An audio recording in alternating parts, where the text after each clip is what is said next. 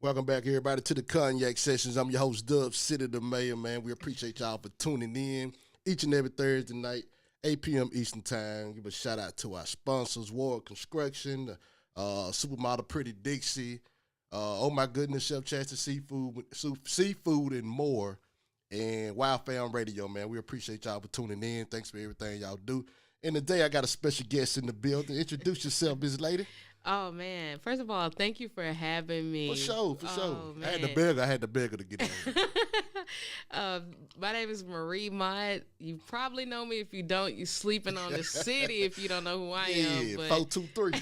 423 Marie, but thank you for having me on the podcast. I'm so excited man. to chop it up with you today. Man, I appreciate you sitting down. I appreciate being in your presence. Appreciate you coming Pleasure. through, man. And we're going to talk a lot about what you got going on. You know, you got running for city councilwoman. I am. District 8. District 8, that's correct. Yeah, it's going to be exciting, man. I was hoping I was in that district, but I'm not. I way know. over here, man, with the other side. So, man, we're going to get into what Miss Marie got going on. Right now, we're going to take a break, pay some bills to our sponsors, man. Y'all come back with us. Macon, get ready for the Evergreen Weekend 2022. Ladies Night Edition. Saturday, July 9th at the Noxubee County Farmers Market. Starring King George. Plus, Big Yayo. Karen Wolf. Lady Q.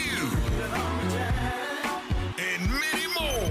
DJ Redman will be on crowd control and is hosted by Dub City and Trina Holbrook with a special appearance from DJ Lovebone from Mix 106.1. Gates open at noon, showtime 5 p.m. Advance tickets are $40, $50 at the gate, and $5 for parking. BYOB, no grills or cookers, no ATVs, and no refund. Macon, get ready for the Evergreen Weekend 2022 Ladies Night Edition. That's Saturday, July 9th at the Noxubee County Farmers Market, 1 Sportsplex Drive, Macon, Mississippi. For vendor and more info, call 662-570-5461.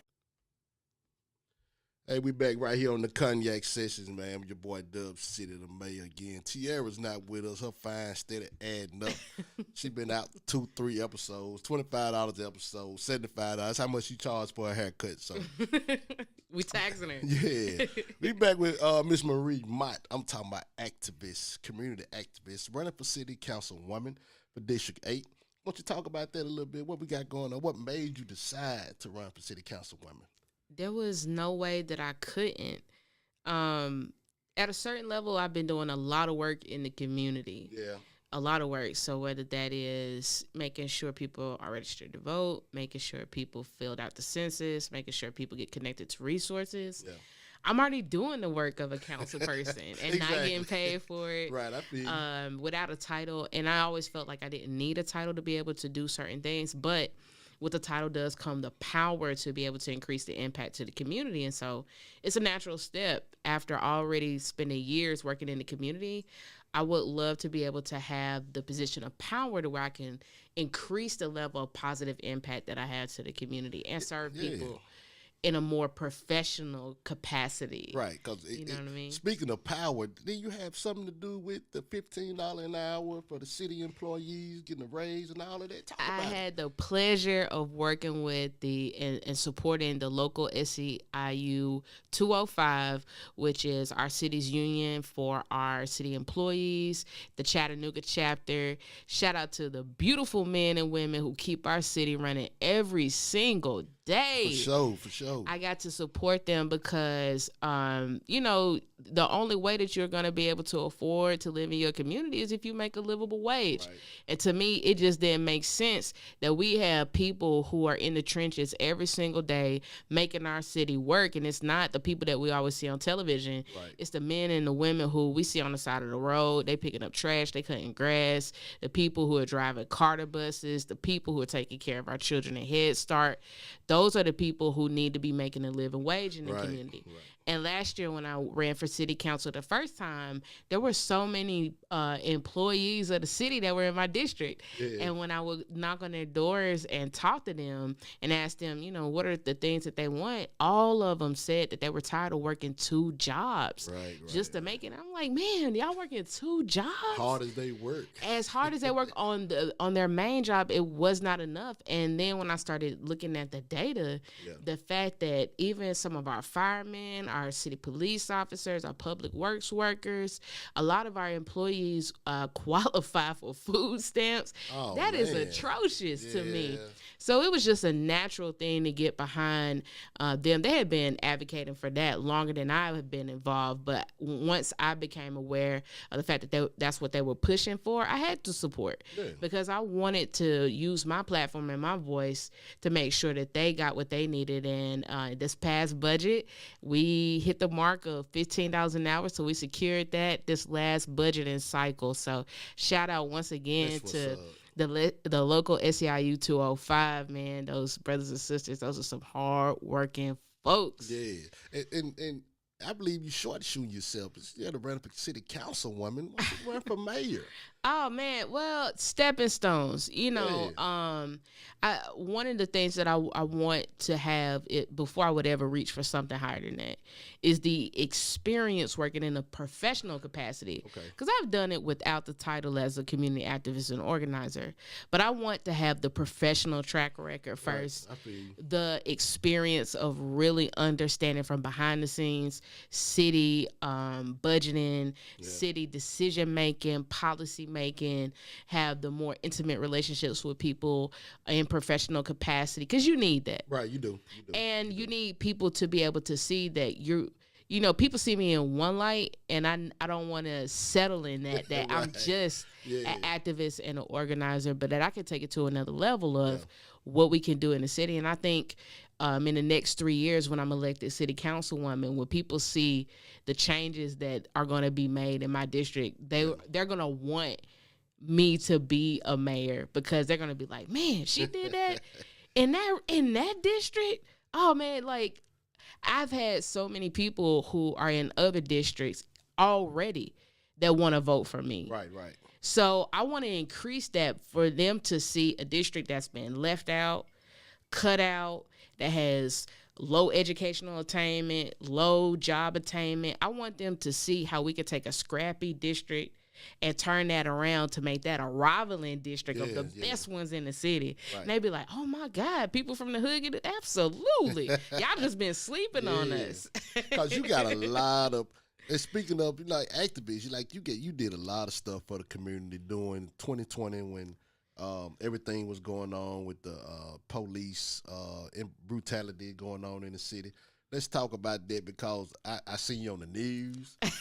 I seen the pictures and all of that, we know, with you, and I think it's Grammy. Yeah. Grammy, KB. Yes, KB, I seen the indeed. video that he shot. Yeah. I mean, y'all had a movement in the city, man. I believe it was inspirational to a lot of people.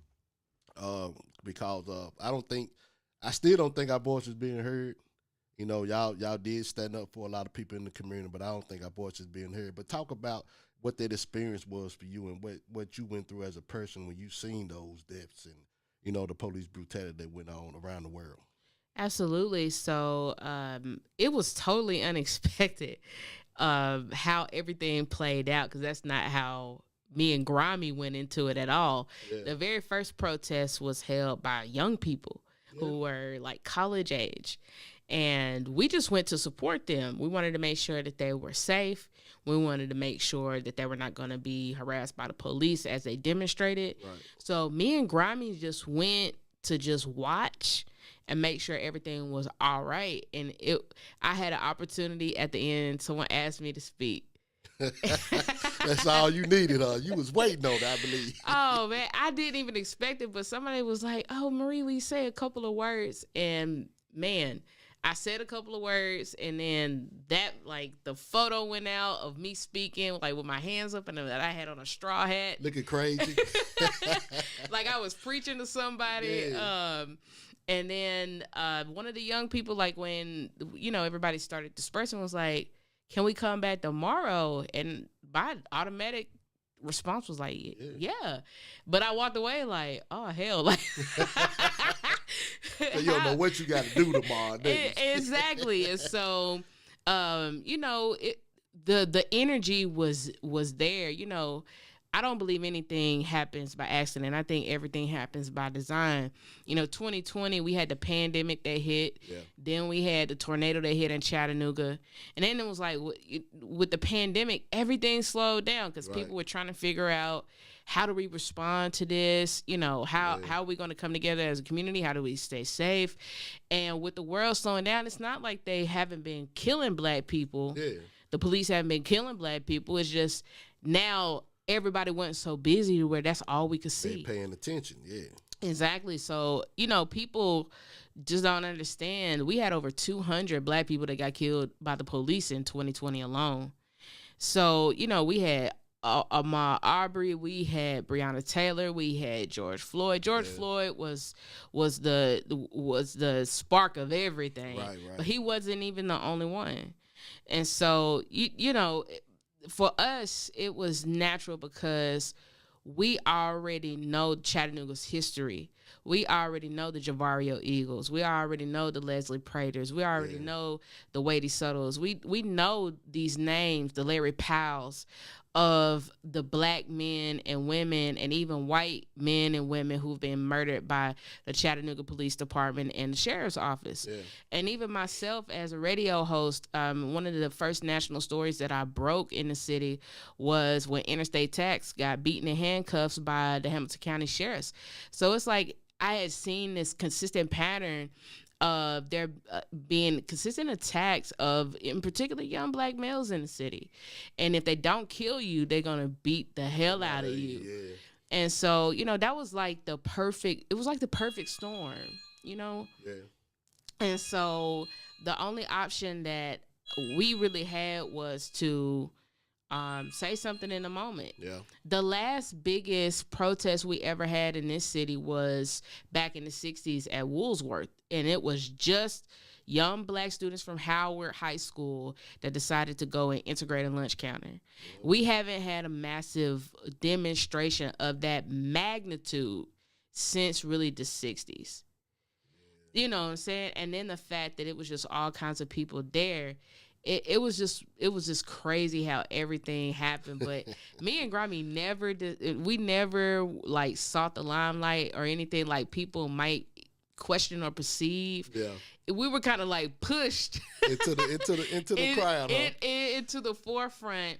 But I love that I had an opportunity to take a stand for my city and to take a stand for the black community. Yeah. And I would never change anything about what I did in 2020. Yeah, it's been a fight, man. Like I say, you and Grammy probably the face. I think I seen y'all on what it was, Afropunk. Oh, the pictures.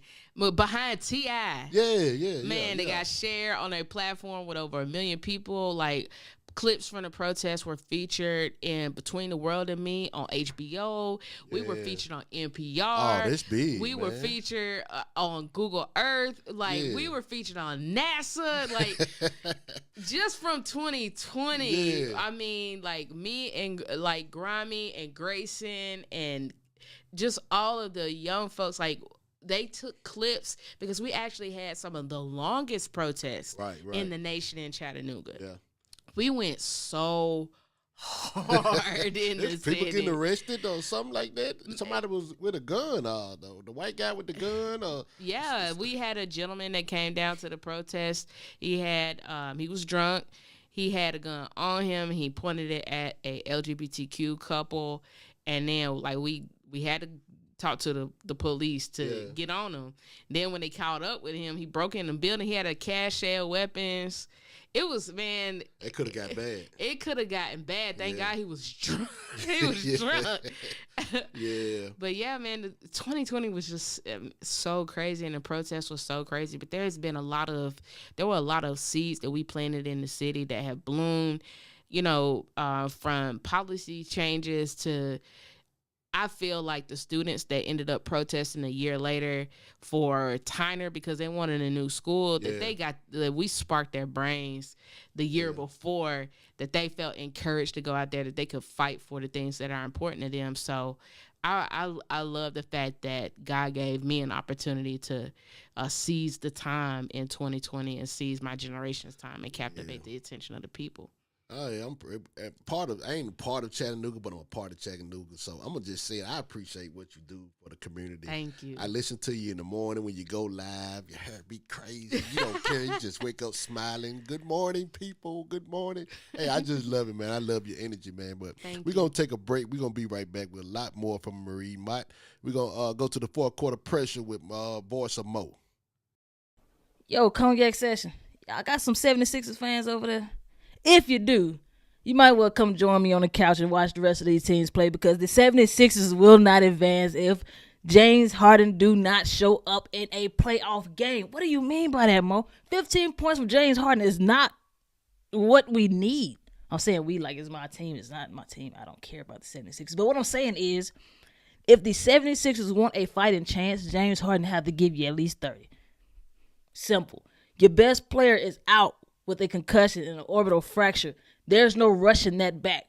I love what Maxey is doing. He's getting you 30. He's doing his part. But where is James Harden? We know James Harden have a habit of not showing up in the playoffs, but this is the trade that you wanted. You wanted out of Brooklyn. You said that Philly was really your first option. That's where you wanted to go. Show us that this is where you wanted to go. Right now, you're not doing it. Right now, this whole Brooklyn and 76ers trade with James Harden and Ben Simmons is really a bust. And the 76ers only won this trade by default. What do you mean by default? James Harden is the only player in this trade that played. Ben Simmons didn't play. So we can't go off what Ben Simmons is doing or any of that. What I'm saying is, man, if the 76ers want a fighting chance, James, for the love of God, you got to give him 30. Welcome back, everybody, to the Cognac Sessions, man. Again, I'm your host, Dub City, and we're sitting down with the beautiful and intelligent Miss Marie Mott. Thank you. Hey, so you running for city council woman. I am. And you got like some superpowers on here, especially women, for the people who endorse you. Man, I'm honored. You have no idea. Yeah, man. Miss Tommy F. Brown. Yes. And this is her quote. She's a former state House of Representative. She said, "I support Miss Marie Mott because she will be true. She will be a true public servant. It will never be too early, too late, too hot, too cold. She will be there for all of the people. How do I know? She always demonstrates her love for the people. Vote Marie Mott, District 8 City Council of Chattanooga, Tennessee." That was some good words from a legend. Man. That made you feel good, huh? That made me feel so good because Dr. Brown was the first person, anybody from Chattanooga. You remember those commercials? Vote for Tommy Brown if you want your voice to be heard. I mean, Dr. Tommy Brown, she was the first African-American female professor at UTC. Yeah. So she definitely took the University of Tennessee at Chattanooga to another level.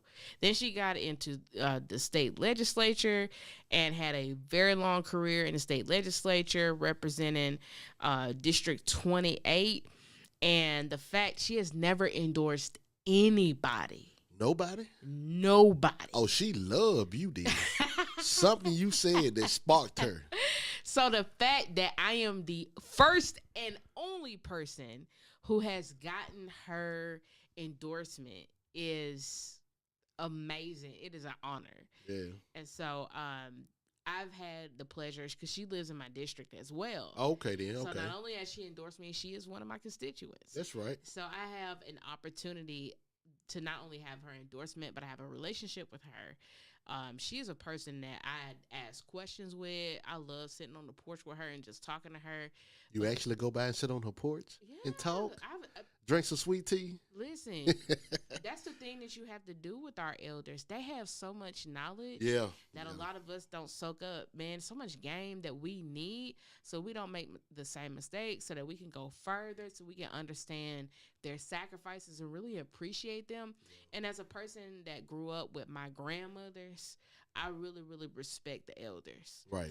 And so being able to have a connection with her and a relationship with her, it has just been so vital to my success and vital to how I really want to approach being a city councilwoman. And she's one of the people that I glean from and learn from as much as possible. How far removed is she from the House of Representatives? So she was 2 representatives ago, so it wasn't that long. Oh, it wasn't that long It ago. wasn't that long. We was alive, so. She had a very long career in our state legislature. She is responsible for a tremendous amount of dollars that made it back to Chattanooga and made its way into education. Right, that's what's up, man.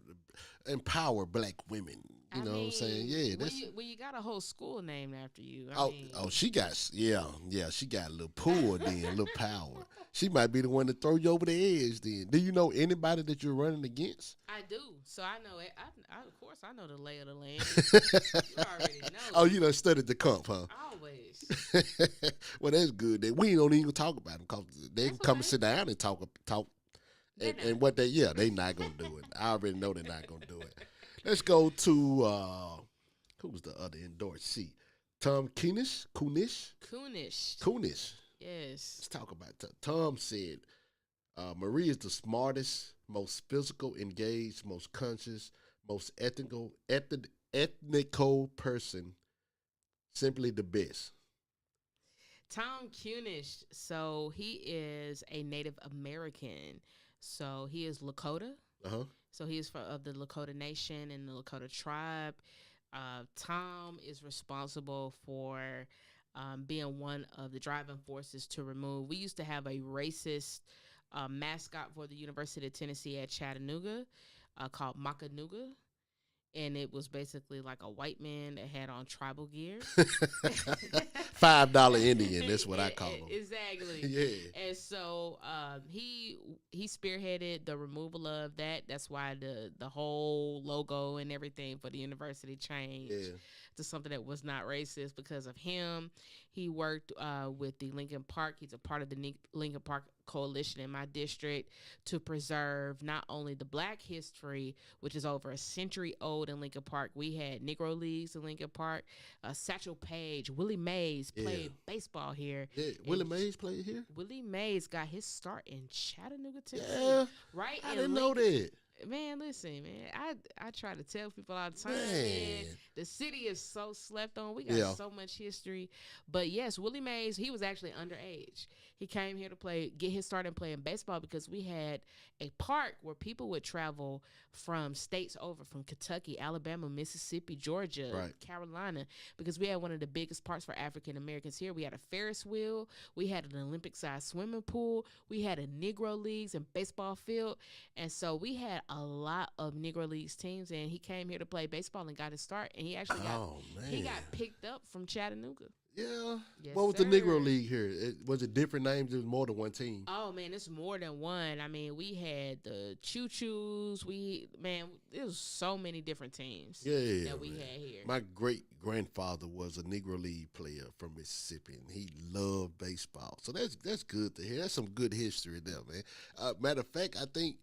I ain't gonna say it's a disease, but I suffer with something called sleep apnea. Mm-hmm. And Reggie White, that's when they discovered what it was. Reggie White that's how he died from sleep apnea. Now it's helping whatever the machine that they give you is helping.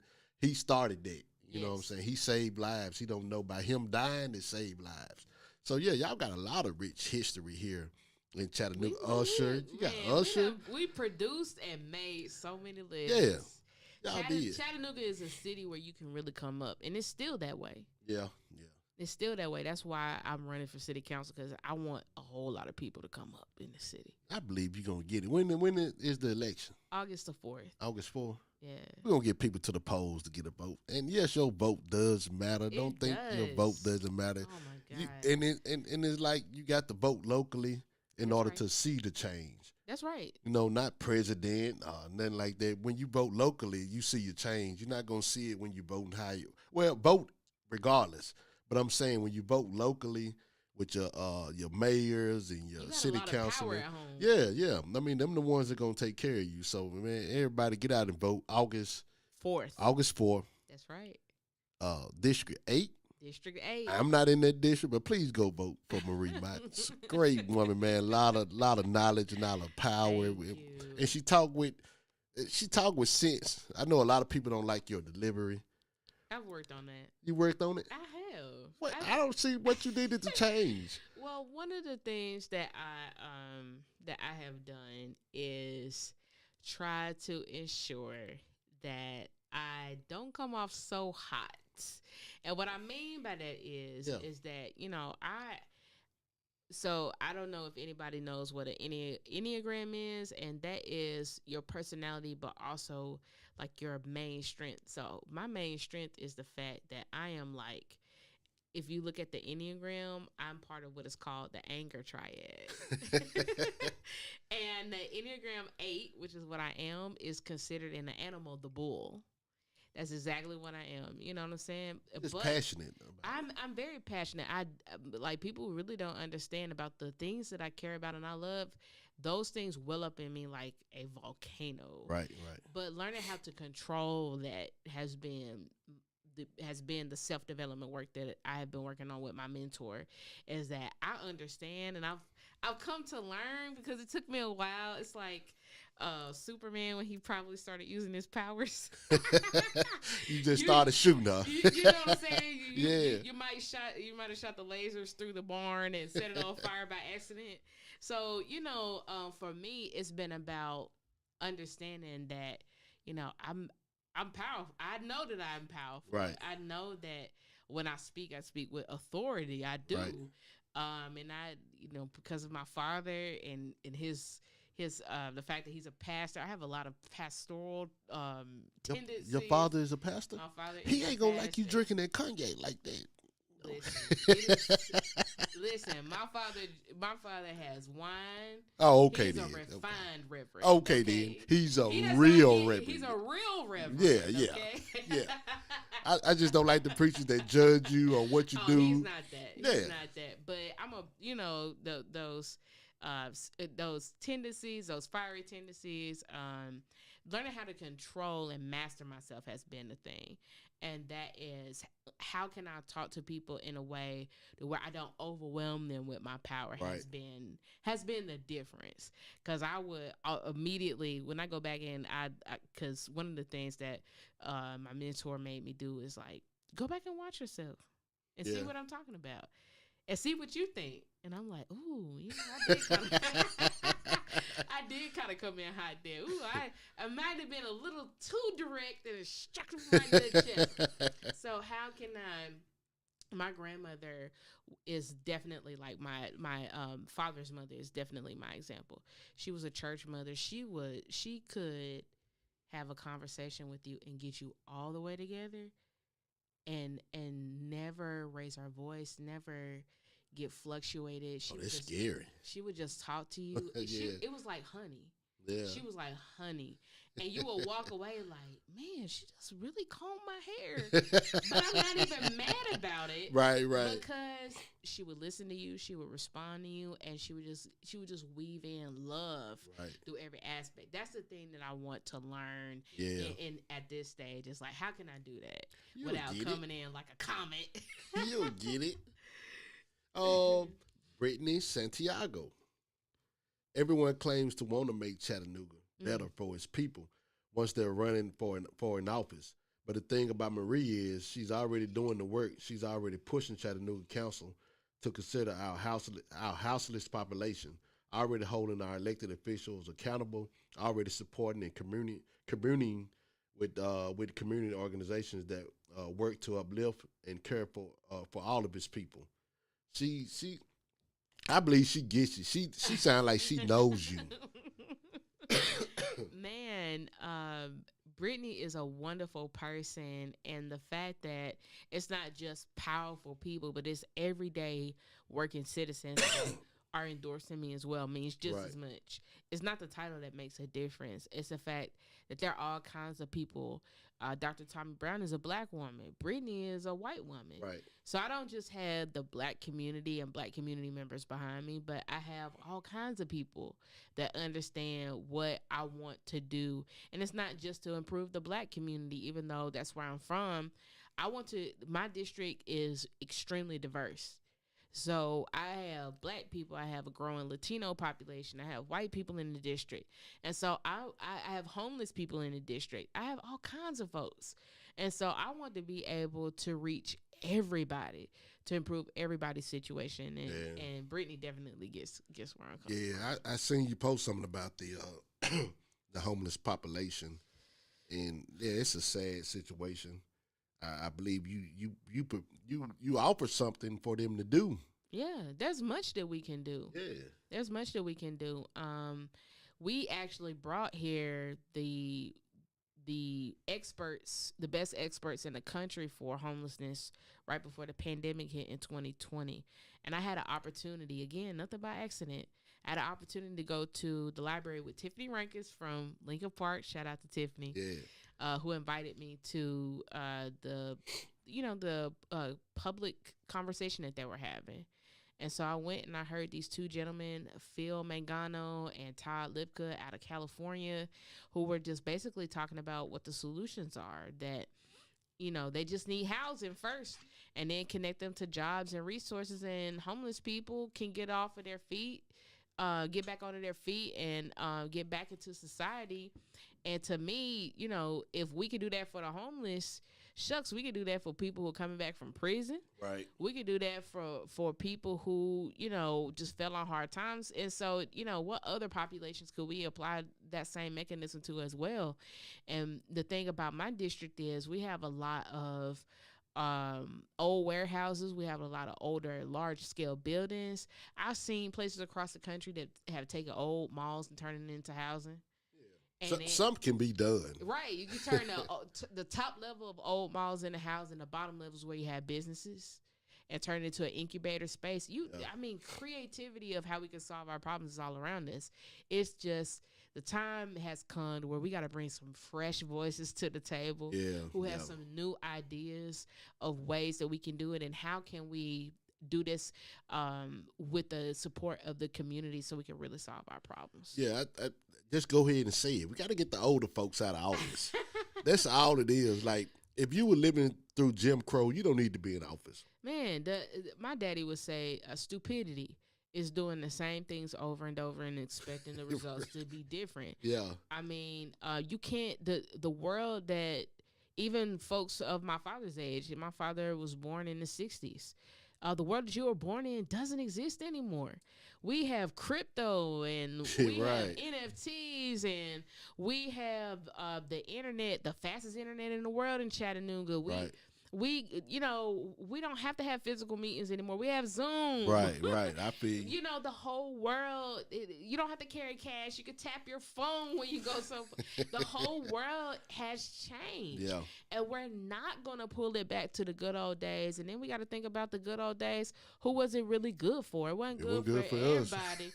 And so, a lot of the things that technology has done is just level the playing field to where anybody can get it if they know how to navigate systems. Yeah. And that's what I want to bring to the table is like, there's this new world that's happening, whether we want it to or not. Oh, it's happening. And we need to make sure that everybody in the community knows how to take advantage so you can make a bag, have the life that you want, the freedom that you want, and provide for your family like you want to. That's all I want. I want to see people going home with the bag, being happy, taking care of their families, and just having safe and decent communities, because that's what we need. Yeah, like make America great again. Like, for real. Yeah, like when was it great? Great for who? Exactly. Like I don't care if it's Democrat, Republican. If they live through the Jim Crow era, you don't need to be in office. They got to go. It's a new day. Yeah. It's a new day. I don't believe they tell you at 70 years old you need to retire, 67. But yet and still we put 80-year-old men in office for president to run the country. Well, that's because by 2025, can I kick a little Yeah, ballistic switch? do what you do. By 2025, 75% of the workforce is going to be millennials. Yeah, It's 2022. That's only in 3 years, right? We don't have that long before not only are we going to be the majority of the working force, we're going to be the majority of the voting bloc. Right. So that natural occurrence is coming. It's coming. Anyway, it's coming. But we got to have the candidate. That's right. To I don't know her name. And I think she's one of, not your mentor, but someone you probably look up to in Atlanta. The black lady. Keisha Lance Bottoms. Her. And it's another one. Stacey Abrams. Stacey Abrams. That's who I'm thinking about. Stacey is the GOAT. They should, they might not win because I know it's a lot of people that don't like her just because of what she did. She got out the vote.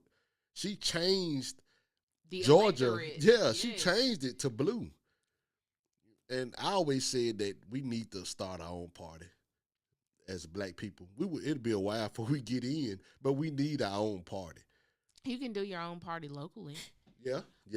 You don't have to build it up to a national level, but if that was just something that you did at a very local level for school board, for your county races, for your mayoral races, for your city council, we definitely could do that. Yeah. But the thing is that we have to have more people who feel like I can represent my city and I don't have to wait till I'm 55 or 60 to do that. Right. But I can do that as a younger person, and because I'm bringing the new world that exists to the table. And really what has to happen is I believe that the millennial generation, we're bridge builders. Right. Because I'm not young, but I'm not old either. Right. You know what I mean? I'm like at that sweet spot. I'm like what J. Cole talked about, middle child. Right. And I am a middle child. That's me. I'm the bridge between the old and the new. I'm the bridge between the future and the past. I know floppy disk. I grew up in that time. Card catalog. We got a little bit of all of it. Yeah. I feel what you're saying. I got a little bit of both. So I remember the start of the internet and where we are now. And so for me, that gives me the comfort of the fact that we can change and we can adapt and we can pivot to be able to keep up with the dynamic changes that are happening in the world, whether we like it or not, and just seize the time to where we can do what we need to do to actually make that legitimate generational wealth so we can just build up from there. Right. That's what Stacey Abrams did. She basically understood. She looked at how she lost. That's the thing. Yeah. She didn't take the loss personally. She looked at how did she lose. And how she lost was there was a whole lot of people in Georgia that were not being engaged. Right. And so nobody else was going to go reach out to him. So why not the person who was already representing him to begin with? And so she started working with organizers to be able to do that, because she was not the only one. But it was basically just educating people that you have so much power. And it took them 10 years to do that. Yeah. And that seems like a long time, but it really isn't. But 10 years, the reason that we have flipped seats in the Senate comes out of Georgia. Yeah. Which then led to Ketanji Brown Jackson right. being on the Supreme Court. There's a strategy. There's a long-term strategy. I need people to understand me getting into city council is not just about me. There's a long-term strategy that I have. Oh, I believe it. Of how we're going to position ourselves to level up in a way that just roll with me. Yeah. I believe you. I'm going to follow. I'm definitely going to follow you. I know you got your thing coming up in Harvard. It's not a thing. It's something big. Man. It's something big. Tell the people about the great news you got about Harvard University. Man. Harvard University, that is correct. So last year I had an opportunity to do TEDx Chattanooga.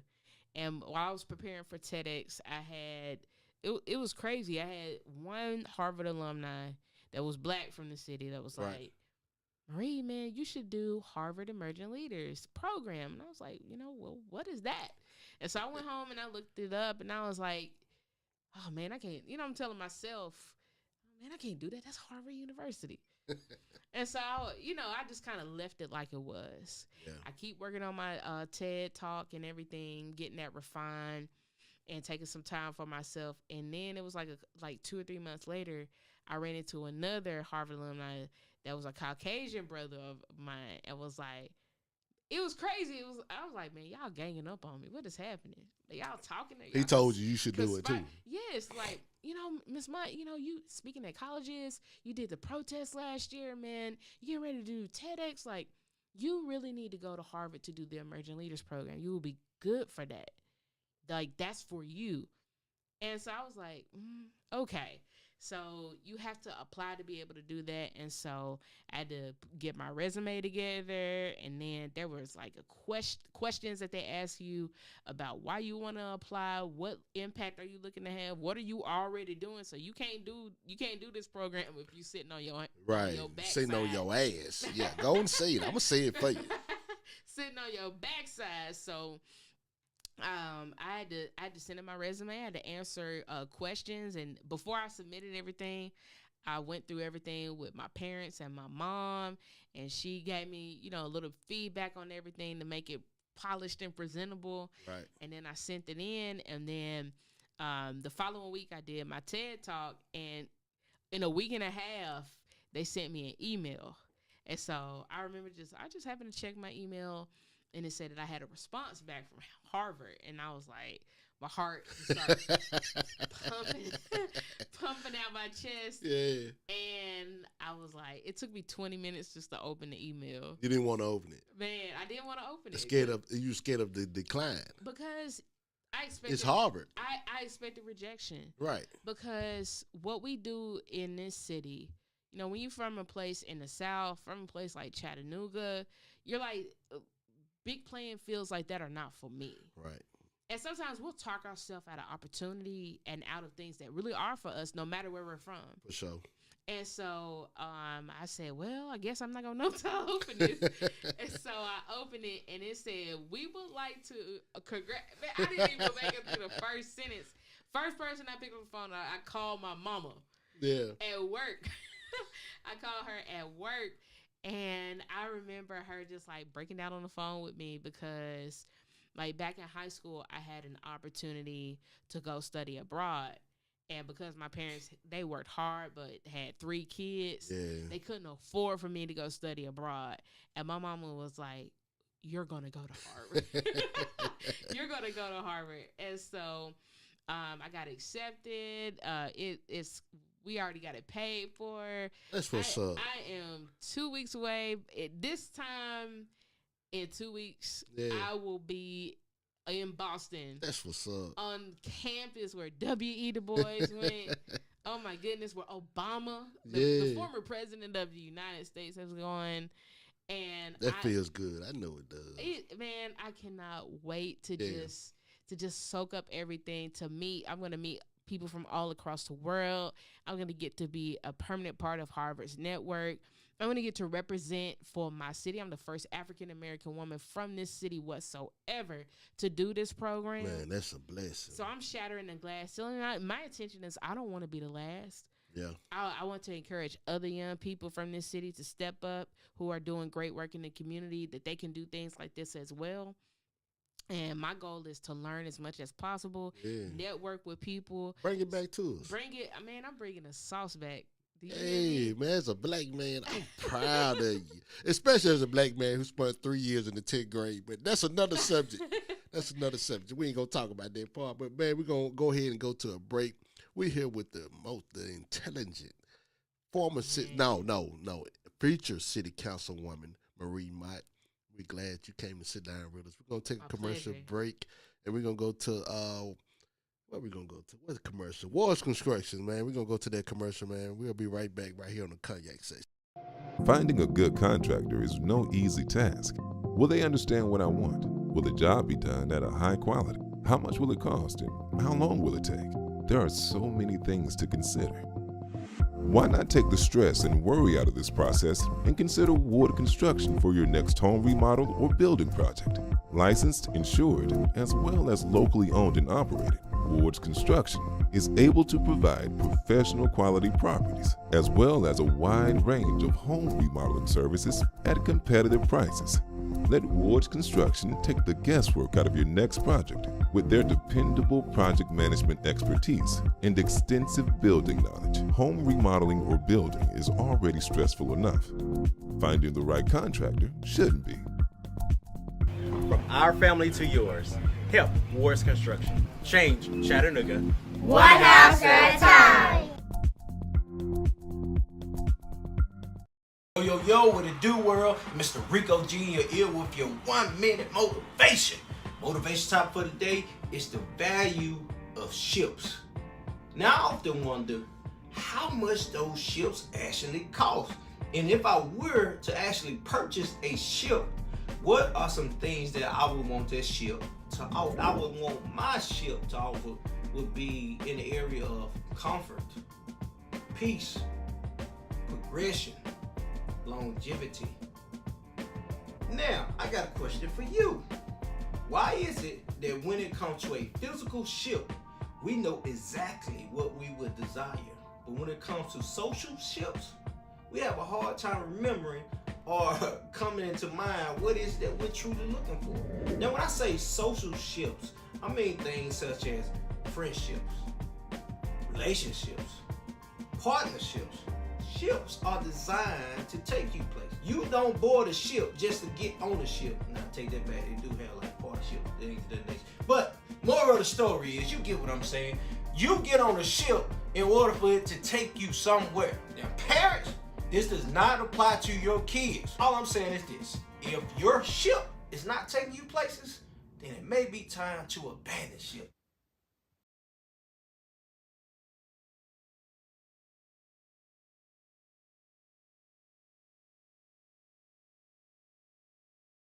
It's the Cognac Sessions. It's so Hey, welcome back to the Cognac Sessions, man. It's your boy Dub City, the mayor. I ain't even gonna lie, me and Miss Marie, you see me stuttering? It's the cognac. She's a great cognac drinker. She's a cognac I'm a connoisseur. refined woman. You a refined woman? I'm a refined woman. Yeah, that cognac can bring everything up out of you. Hey, I want to get back into the show. We was talking about the people who endorse you for being a city councilwoman for District 8. And I think we have two more. Is Miss Sharon Kelly. Ooh, that's a bad black. She's a business owner, Mm-hmm. radio personality. Mm-hmm. Let's talk about Miss Sharon. Miss Sharon said, I'm going to try to attempt to read this. It's the cognac now, but I start stuttering. Miss Sharon said, what Miss Sharon say? She said, I'm asking for those that want the best person for the job to lead District 8 to join me as we endorse Miss Marie as our first councilwoman. She'll bring change to the growing community where I have had many businesses for over 25 years of service. Elderly veterans, people with disabilities, and people with mental illness in the same location. She will be great for our business, schools, churches, most of all our community. Let's talk about Miss Sharon. Miss Sharon seems like she loves you too. I love Miss Sharon. She just stepped down from her show, the Sharon Kelly Show. Radio? Yeah, man, with Groove Gotta check 93. that out. Yeah, she just stepped down from there, but had a long career on radio. She's also the owner of Sharon Kelly's Day Center. So she does work for people who are veterans, for people who need housing, for people who are elders and need basically like assisted living services. And so Miss Kelly has been a long time business owner, actually in my district. Yeah. She has a facility in my district, and so she is a tax-paying citizen. She's a trailblazer. She's a bad black woman. She's a nurse, and she's a sweetheart, man. Ever since I met her, she has consistently brought me on to her show. Yeah. I've had many conversations with her and Nikki Nicholson, and I just appreciate the fact that there are a whole lot of women Yeah. behind me, man. I mean, we are the move. That's a beautiful thing, man. We are the move. Y'all empowering each other, man. That's what we need in our community, man. I appreciate it. Miss Sharon, thank you for Thank you, empowering Miss Miss Sharon. Marie. Hey, I want to talk about what I say we was gonna talk about. Oh, we got one more endorsee. Okay. Let's talk about Dr. Juanita, Dr. J. Dr. J, the basketball player. Nah. She's the CEO and founder of Better Way Counseling. She said, I trust the vision she has for District 8. And that's a lady of very short words because that's all she said. But I believe she got a lot of meaning about that because I can look at her. I'm looking at her right now. And she believes in you. Man, Dr. J is a psychologist.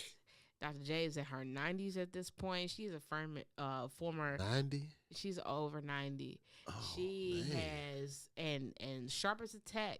Yeah, I believe it. Could sit down with her and have breakfast, and she will give you all of the strategy of how to get your life together. Okay? Do you hear me? And so, Dr. J is a beautiful woman. Man, she has former Urban League president. She has done so much for the community. Man, she has a very distinguished career. Yeah. She's a beautiful woman. And again, like, it's been important for me to not just have people my age around me. Right. It's been like, I hope people really, really see, especially through the endorsement process, right, that there are a whole lot of elders that love me. They see what you're doing. Support me. Right. And really are critical to the campaign. I don't want to leave my elders out. Oh, I believe you. I feel you. And the certificate of acceptance to the Forbes. You don't want to talk about that? Forbes? I mean, you know. Forbes? I mean, why not go for everything? Yeah, you're supposed to. In the words of Issa Rae, it's a me season. Yeah. It's a me season. I've done a lot for the community, but there were a lot of things that I wanted to do in the last year of my life. Right. For me. TEDx was for me. Right. Harvard is partially for me and partially for the community. Forbes is for me. There are things that I wanted to do to really expand my network because even though I'm a household name in Chattanooga. I am not Most definitely. I'm a household name, and that's not just in the Black community in Chattanooga. But I understand I have a greater calling than Chattanooga. Right. My grandmother would lay hands on me all the time with anointing oil and anoint me for these days and the days ahead of me. Right. And tell me that you are going to do great things because you have a love for people. You love fighting for people. You love looking out for people. And the world needs more of that. And so the only way that I can get to bigger and better is you got to expand your network. Meaning you got to get outside of your element of all the people you already know, all the people you're comforted with. Right. You got to meet strangers. And so again, that's a process that you can only apply for. And so I love how people see what I'm doing and feel like I can be impactful in other areas. Right. And so once again, I had a friend that reached out to me from Atlanta and was like, Marie, we jump started our chapter in Atlanta. Like, get on board. We don't have anybody from Chattanooga. They see you. In Forbes, right. Like in this Forbes chapter. So it's Forbes for the Culture, which is specifically targeted towards Black and brown leaders in the community. Whether that is you are a founder of an organization, you are a business owner, you are a part of a startup, you are a community activist or organizer. If you're doing important things where you live, they want you to be part of this professional network. And so I had somebody reach out to me from Atlanta and was like, Rudy, shout out to Rudy. Shout out Rudy. Rudy reached out to me and was like, Marie, man, we need you here. Like, we already got the Atlanta chapter rolling, but what about Chattanooga? So, like, I need people to understand people are watching this city. It's not just me, but people are watching Chattanooga because Chattanooga has so much potential, and we're so central. Like, the that I get excited about, passionate about.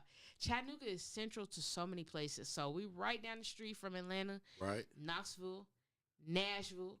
We a couple of hours away from Charlotte, Kentucky, Birmingham, Memphis. So we're talking about multi-state reach. Yeah. Central to so many different places. Oh my goodness. Yeah, because every time my partners, they be like, hey, man, we going on vacation. I'm like, where y'all going? They be like, Chattanooga. I'm like, why the fuck y'all coming to Chattanooga? Shit, I'm here. It can't be nothing here if I'm here, but Chattanooga's rich in history. It's rich in history, and, I mean, we're 2 times the most beautiful city in the world. Yeah, so, I mean, we got a lot to offer people, more than just sand and the beach. But, I mean, we got mountains, we have creeks and rivers, and we have hiking trails, and we got a lot to offer people. And so, you know, people are watching Chattanooga. Yeah. They want Chattanooga to grow and to come up. And so, the fact that people reached out to me and were like, reapply.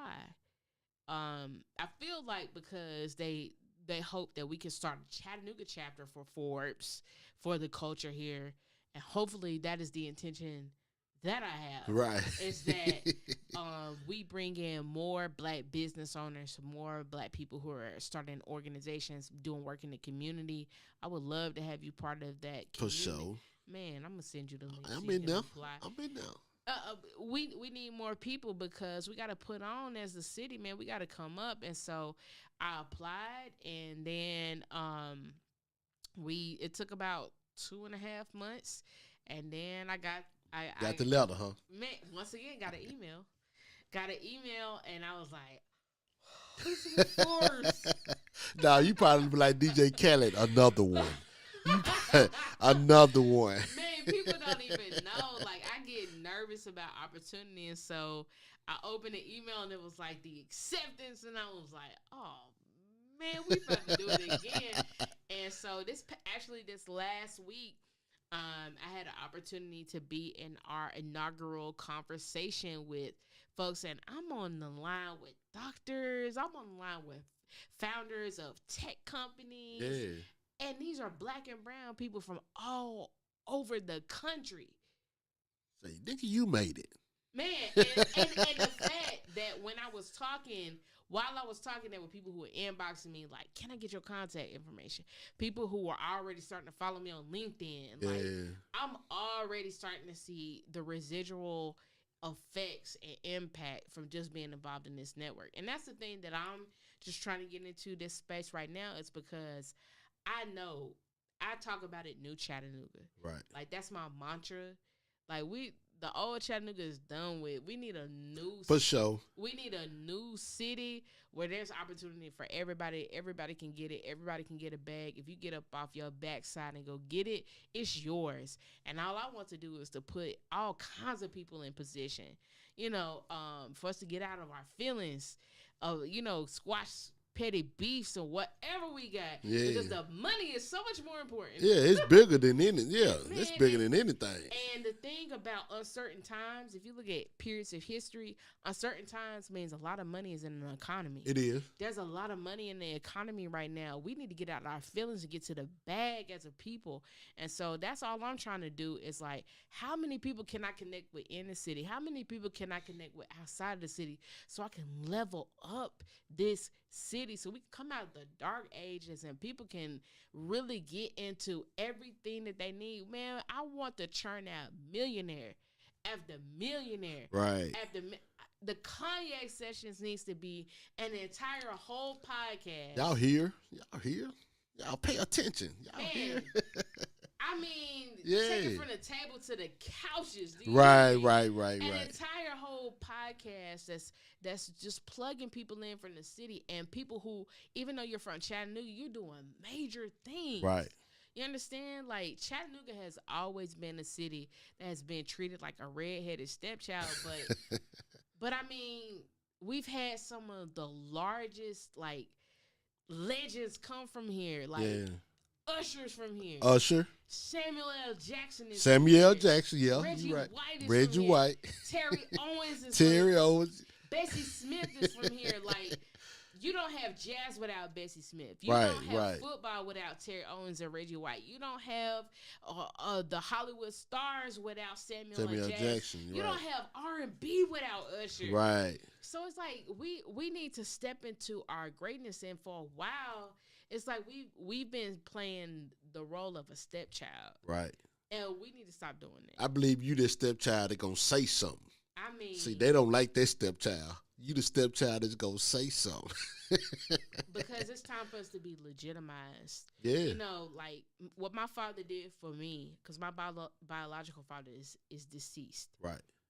What he did was, when I was in middle school, he decided, because he was already married to my mom, he was going to give me his last name so I could be a legitimate child of his. That's the same thing. That's the same transition that needs to happen. Right. We're no longer stepchildren. Right. Even though that's how the world has treated us, there's a whole lot that's been stolen from Chattanooga, copied from Chattanooga. I'm telling you, people are telling me they're watching our city. Oh, I believe you. They're looking at Chattanooga because a lot of these markets everywhere else are saturated. Yeah. With so much of the same. And the thing about Chattanooga is we got our own sound. We got our own flavor. We got our own history. And that's the thing that really is important for going forward. And I'm grateful for Forbes, because on the call, all I'm putting into the app, 423, you need to know about 423. You need to know about Chattanooga. You need to come visit and spend your dollars here. Yesterday was 423. I'm just saying, and I got to host. Shout out to the MFA Fest and Foundation, Lachey, Sleepy, Jabbo. Do you feel me? Yeah, I feel you. That was 420. I seen your 420 talk. I mean, I'm a progressive person. Right. Man, there are billions of dollars in the marijuana industry. And Chattanooga needs to get on board. We're already moving towards that with hemp. Yeah, And CBD. We need to go all the way as a state and stop playing around. Get to this bag. And the fact that we need to forgive citizens who've already been negatively impacted, wipe their records clean, get people out of our jails. The fact that if you got simple possession, you can go to jail for 1129. That's 11 months and 29 days. That is absurd. For something that come from there. At a legal THC. At a gas station. But we got brothers in the hood getting locked up for this. I'm just putting out the messages that need to be heard. It might not be popular, but it's necessary, because I want to change the perspective and the minds of the people. That, again, some of the stuff that we believe in, especially like in the Black community, is outdated. Yeah, it's outdated, and it's not beneficial.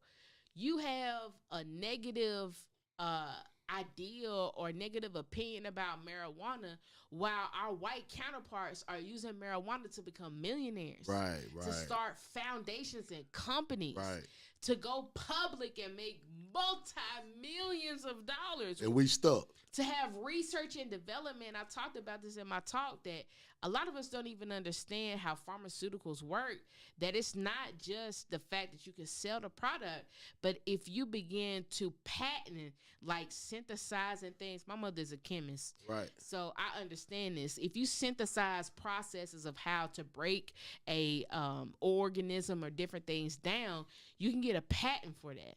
Which means, as a company, can nobody use that without paying you for it? That's right. So why can't we own processes and various different things to have, again, we talk about it, generational wealth. Well, why not get into the same waters that everybody else is swimming in? You right. Speak. We got to progress. And then if you just go back, I'm a history buff, and you look at how the whole prohibition against marijuana even started, it was racist to begin with. And that was partly because we had people in the country that was saying that if people smoke marijuana, you would sleep with a black man. And it turn you out. I remember that. So it started, but I'm just saying that, it doesn't make any sense to where you have people making millions of dollars in this industry and you got brothers getting locked up for it. That doesn't make sense. Yeah, that's crazy. We got to come up, and so my thing was, I want to decriminalize it at a local level. So, we can stop locking people up for it. We can stop having the police send people to jail for it. meaning we could keep people in the community doing what they do, because even if you arrested somebody for having marijuana, it's a non-violent offense. There is no person who is like a victim of, this is a victimless crime. Right. That is stupid. They take away your voting rights and everything. That's crazy. Can I say that that's stupid? Yeah. That's stupid to send black men to jail for having a plant. And the fact that if you get into the data, my brother, you'll see that white people smoke marijuana more than us. We are the ones that are going to jail. We make up 29% of the population, and we make up the majority of arrests. Yeah, they go to jail for 56% of the arrests. That means we're getting arrested over our population, i.e., that means that is racism in practice. Your counterparts can use it more than you, but the people who are getting arrested for it are the black folks. Right. Come on, That's man. systematically. That's systematic racism. I don't care how you Can look I break at it down for Yeah, people do so you can understand? Talk your shit, sis. Because I want people to understand this is the strategy of what I'm talking about. Is a lot of us don't understand there's money being made off of the backs of black people. That shouldn't happen. It shouldn't happen. Like every time we send a brother to jail, there's multiple people eating off of his plight. Right. For somebody white in the community doing the exact same thing and getting to go home. Yeah, that's crazy. That doesn't make any sense. And so what I just want to do is, Nashville already did it. They legalized it? They didn't legalize it. They decriminalized it. Okay. All right. This is the difference. Yeah, you're right. So what they did, legalization is at a national level. Decriminalization is local. So what they did was basically the city council in 2016. So we way behind.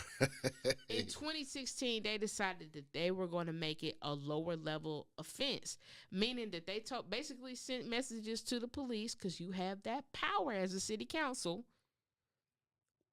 We don't want people to get arrested for this. Right. You can do what is called cite and release if you just want to be a prick of an officer. If you do something to a community member, all you can do is write them a citation. You cannot arrest them. Right. You cannot send them to jail. There is no bail. There's no going to court. None of that. Just cite them. Just cite them. Yeah. $20. $20. The city still makes some money. Right. $20. $20 and nobody goes to jail because it's a victimless crime. Nobody's harmed. Right. And leave people alone. When the thing is like when police understand nobody's going to go to jail from this, it really ain't a benefit, and all you can do is just write them a citation. They're probably going to write less because it's paperwork involved.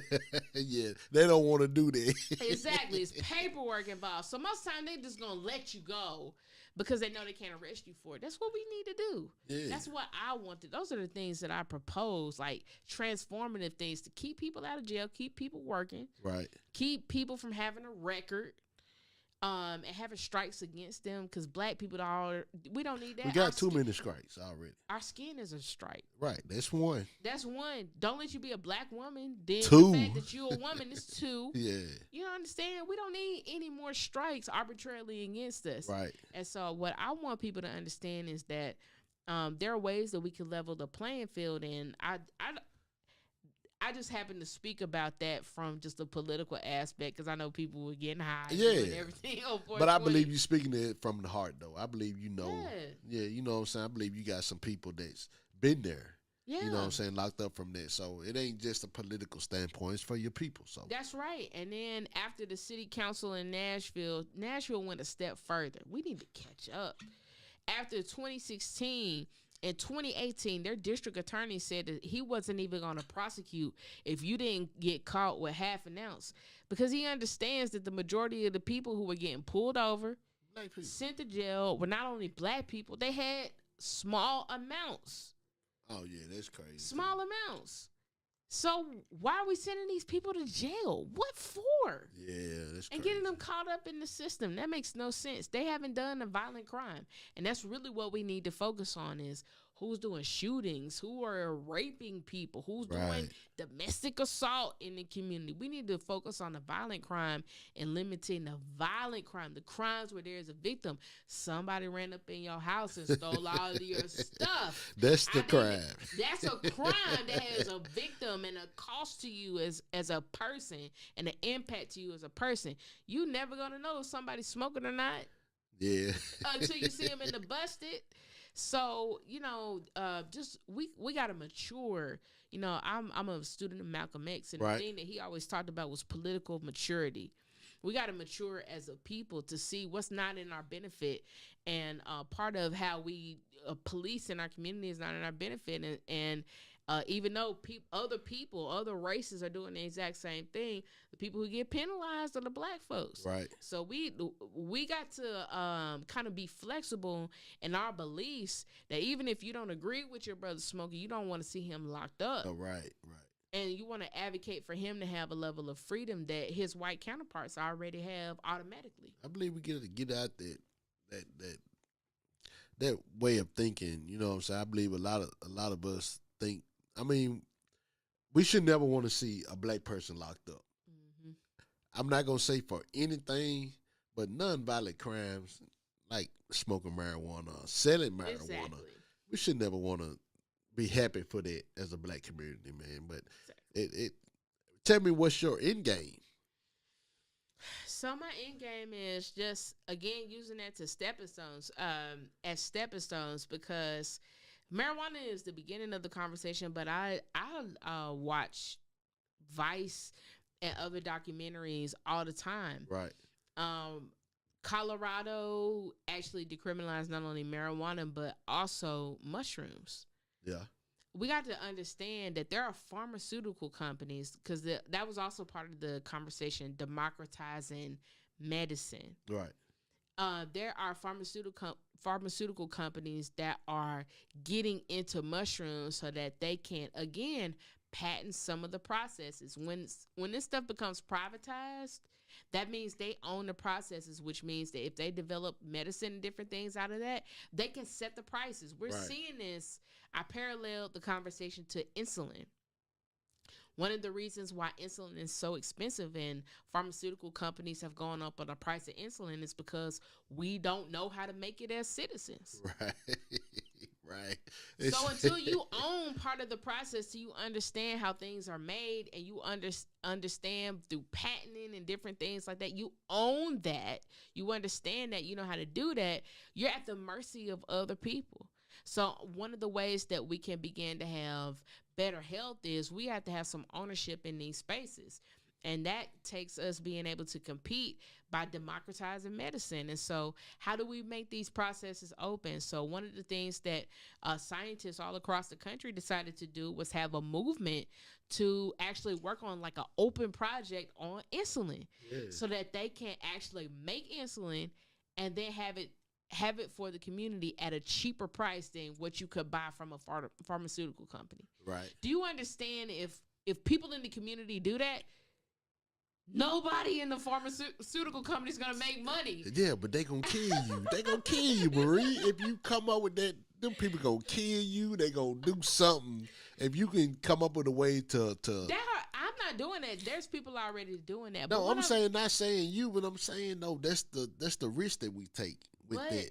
I mean, we already got two risks. Yeah. It's kill or be killed. Right. I feel you. I mean, I feel you. We from the jungle. We from if you from the hood, you from the jungle. You from already. the jungle, right? And so it's survival of the fittest. It's kill or be killed, and I determined not to be killed. So that means I might have to take some people out. That's okay. It's cool. What Rosa Parks say that some people I had to kill. I mean, we're going to kill because they don't know they are already slaves or something like that. She said. Man, listen. She could have saved a lot more. That was Harriet Tubman. Harriet Tubman, you right. You right. I could have freed a lot more if they only knew that they were slaves. If they were slaves. Yeah, I feel you. Knew. Yeah. So that was the conversation is not only how can we free people, do that through public policy, but also the bigger goal in mind is leveling the pharmaceutical industry for the community, because I see that with our elders. I see people who have all kinds of medical issues. They're at the mercy of pharmaceutical companies. Right. But that's because you own no part of the process and you don't know how to make your own medicine. And so being able to do that, again, I'm thinking towards the future. My generation is much more open. Yeah. I'm thinking towards the future where we can level the playing field for people. And at the same time, when people can pay less for the medicine that they need, that's better for the community. Yeah. That's more money in your pocket. So y'all need y'all to roll with me on that one. Yeah. So we right here talking to Miss Marie Mott. She's spreading information. I hope y'all paying attention and listening. We're going to be right back here on the Cognac Session with Miss Marie Mott's final thought. We'll be right back. Macon, get ready for the Evergreen Weekend 2022. Ladies Night Edition. Saturday, July 9th at the Noxubee County Farmers Market. Starring King George. Plus Big Yayo. Karen Wolf. Lady Q. And many more. DJ Redman will be on crowd control and is hosted by Dub City and Trina Holbrook with a special appearance from DJ Lovebone from Mix 106.1. Gates open at noon, showtime 5 p.m. Advance tickets are $40, $50 at the gate, and $5 for parking. BYOB, no grills or cookers, no ATVs, and no refunds. Macon, get ready for the Evergreen Weekend 2022 Ladies Night Edition. That's Saturday, July 9th at the Noxubee County Farmers Market, 1 Sportsplex Drive, Macon, Mississippi. For vendor and more info, call 662-570-5461.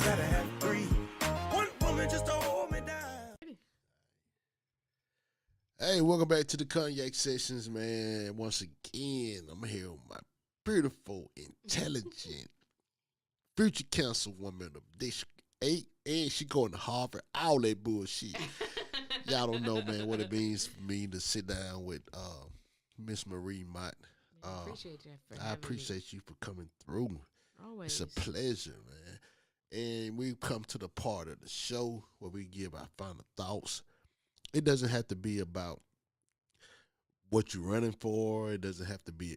I just want it to be about life. I just want you to give the people some words of encouragement, inspirational things that you would want them to know. You know what I'm saying? I'm going to get you to sign something before you leave. That way when you get famous, I can get paid for it, all that shit. So once again, man, we're back right here. Cognac Sessions, our final thoughts. And Miss Marie, go ahead and do your thing. Tell the people something. Speak as long as you want. It don't even matter. Absolutely. So first things first, we'll get the dirty work out of the way. Go ahead. You can follow me on all social media platforms at the number 4, 2 spelled out TWO, the number 3, Marie, Marie. On all social media platforms. I am on LinkedIn if you are a professional. You can find me as Marie Mott on LinkedIn. But connect with me on social media. Because I'm running for city council, you can find me on Vote Mott. So that's VOTEMOTT.com. And if you feel inclined, you know, you can drop something in the collection plate. 50 cents, towards dollar. the donation. It don't matter. You know what I'm saying?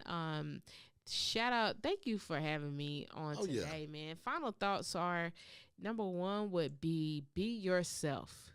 Be our authentic self. If there is anything that makes a distinction in this time right now, is for you to come to the table being you. We can no longer assimilate, which means to just mimic others, to pretend to be others. No, you have a different perspective. You have different levels of experience, education, different background. That's valuable. So see yourself as a valuable person and entity and bring that energy to the room. I'm so big on energy. I love being around people who are comfortable with who they are. You're not perfect and you're not supposed to be. Right. But come to the table being yourself and work on being a better version of you. So that you can show up in the spaces as a more valuable person. The second thing I would definitely say is be self-aware. Man, I talked about this the other day, just a tad bit, giving y'all a taste of what I'll talk about on the radio on Tuesday, is self-awareness. Is that one of the ways that we can improve is to understand the good aspects about ourselves, but also our opportunities.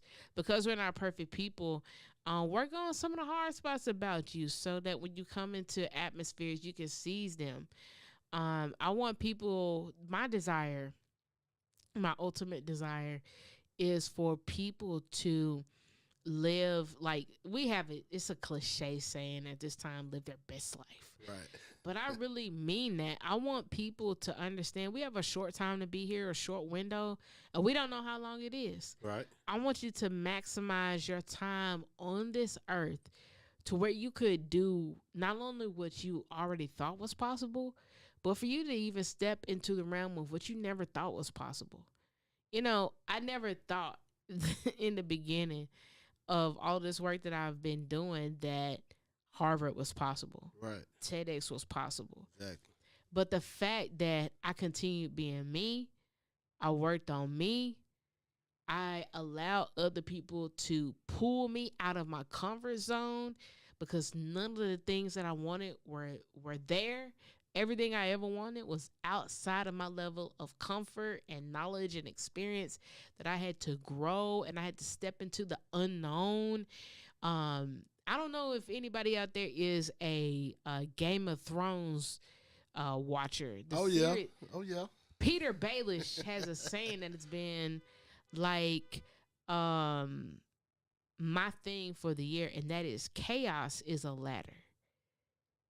So chaos, right now when we think about times of uncertainty, which is right now, we don't know how anything's going. We got Ukraine, right. We got inflation in America. Yeah, and I'm scared. Man, we got a whole lot going on. These are times of uncertainty, but we got to understand times of uncertainty are usually times where in a historical aspect, because I'm a student of history, times of uncertainty are usually times where people who are not normally from wealth class, that those folks get the opportunity to actually break into wealth class. Historically, times of uncertainty are where people who have not come from leadership class, those folks get to break into being leaders. Times of uncertainty are times where people can come up. Right. Do you hear me? Yeah. If you hear nothing else, or you remember nothing else about this podcast, please listen to what I'm saying. Times of uncertainty bring out the true people who need to step forward that never would have had the opportunity, because everything has been turned upside down. There's not like a straight line for you to get to success at this time, because everything is changing so quickly. And so seize the time. So when Peter Baelish said in Game of Thrones that chaos is a ladder, that means that either you climbing up that ladder or somebody's knocking your ass off. Right. Right. And so why not climb up the ladder in times of uncertainty? And so I just want to see people in this time come forward in such the best way possible.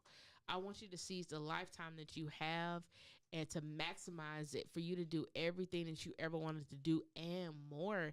And for me, I want to be a highway of connectivity. I want to be a bridge for people. So if you don't know what's possible, I can help you understand. Right. I can demonstrate, because we mimic what we see in the community.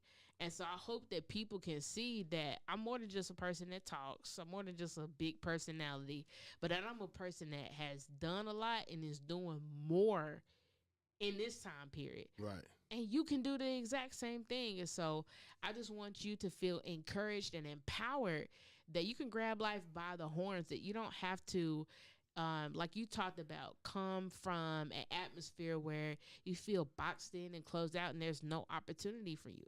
Absolutely not. We got the internet. We have TikTok. We got Instagram. Right, we got right. Twitter.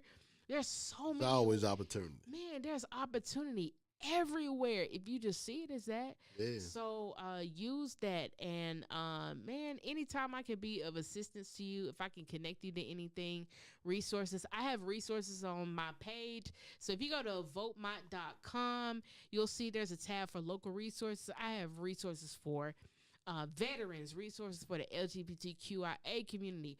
I have resources if you're a business owner or an entrepreneur or a startup. I have resources for you if you need housing. Just I'm there to help the people. So connect with me, and I would love to help you level up in this lifetime. That's what's up, man. You said LGBTQ. It's a lot of them damn letters. Damn, they still adding, ain't they? Every damn day.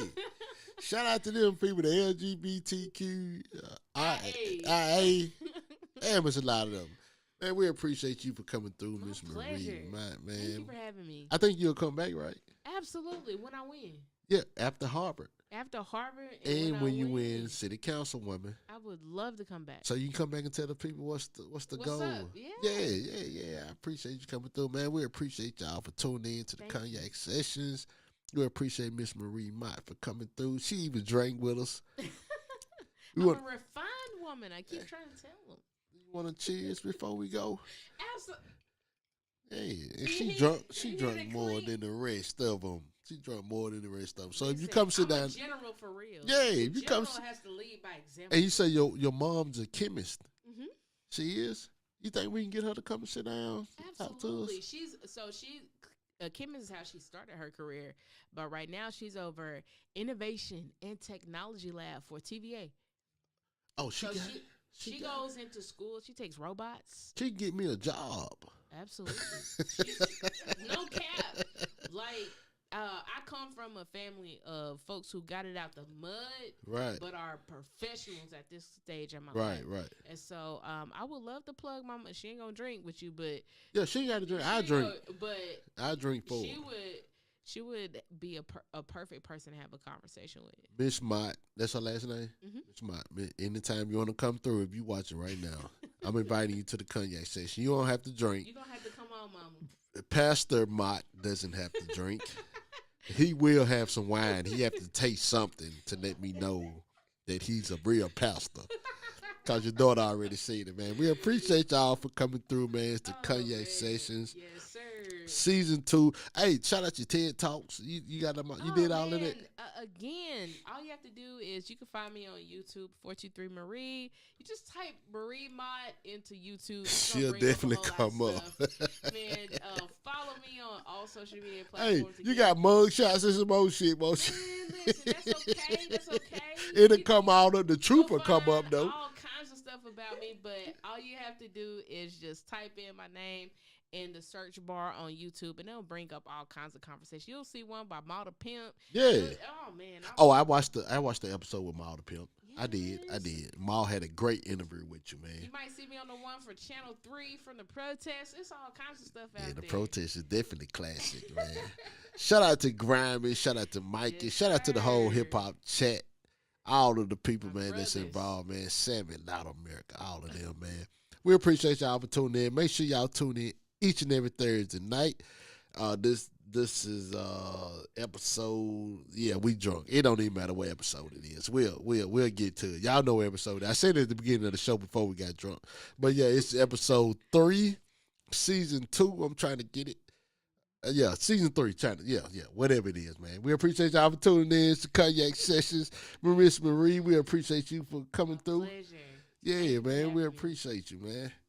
Good luck. Thank you. Harvard. Yeah, thank you. 2 weeks away? 2 weeks away. Shout out to Forbes. Oh, man. We already in that thing? Yeah. Make sure you plug me in. Absolutely. I want to be a part of Forbes. I ain't got no money. With the Forbes. It don't cost anything. It don't cost nothing. I'll send you the Man, link. plug me in. Okay. Plug me. I want to feel important. I want to feel important. Not feel important. You are important. I am important.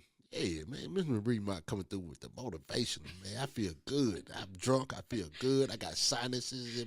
Y'all feel all of that, man.